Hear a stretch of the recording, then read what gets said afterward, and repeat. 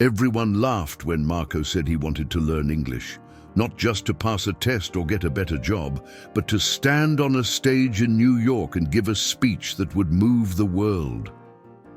They laughed because Marco was 32, worked as a street cleaner in Brazil, had never traveled beyond his city, and couldn't string 2 words of English together. But what no one saw was the hidden desire that burned in him every time he watched TED Talks late at night after work. He didn't understand much, just fragments, but the energy, the passion, it lit something inside him. He would pause the videos, write down phrases he didn't understand, then whisper the words to himself on the bus ride to work.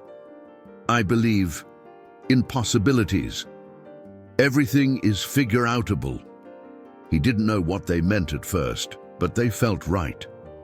The real problem wasn't just the language. It was the silence of doubt around him. People said, "You're too old for this," or worse, "English is for rich kids." But Marco didn't argue. He just started. The daily commitment became his only weapon. Every morning before work, he'd spend 20 minutes on free YouTube lessons. On his lunch breaks, he listened to podcasts. At night, instead of scrolling his phone, he wrote in a little notebook, 1 new word, 1 new sentence. Then came the falls. He applied for an online mentorship program for English learners, got rejected. He tried to speak to a tourist once and froze. The words vanished. The tourist smiled politely and walked away. He sent a video to a small English-speaking YouTuber asking for feedback and got no response. But here's what Marco did that most people don't. He didn't call these failures. He called them feedback. He studied his own silence, rewrote his lines, and tried again. That's how he learned from mistakes. Every stumble was a step. Every awkward moment became a lesson. He began to record himself speaking English, watched the videos, cringed, then did another. Hundreds. He stopped hiding his accent and started owning his story. Then came the day that changed everything. It was a rainy Tuesday, and Marco was helping his niece with her homework. She asked, "Uncle, why do you study so much English?" He smiled, "Because one day I want to go on stage and tell people that anyone, from anywhere, can change everything."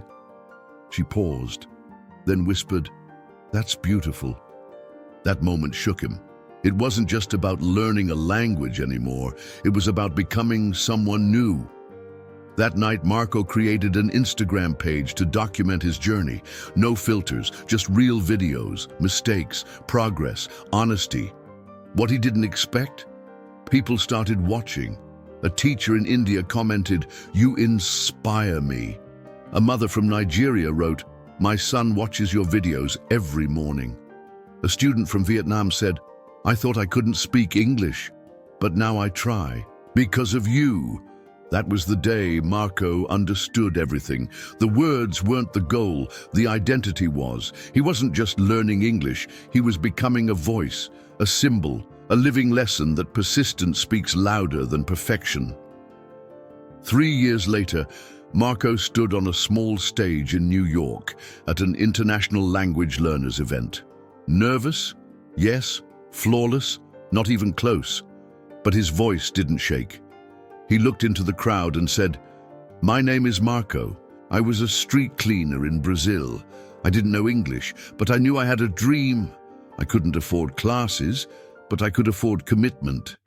And that was enough." Tears fell. Applause roared. Because in that moment, Marco wasn't just a speaker, he was the message. That your background doesn't define your future.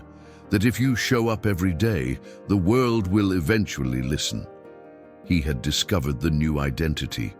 Not someone who knew English, but someone who embodied resilience. Who proved that with belief, effort, and patience, you don't just learn a new language. You become someone new. And that is the secret to achieving anything.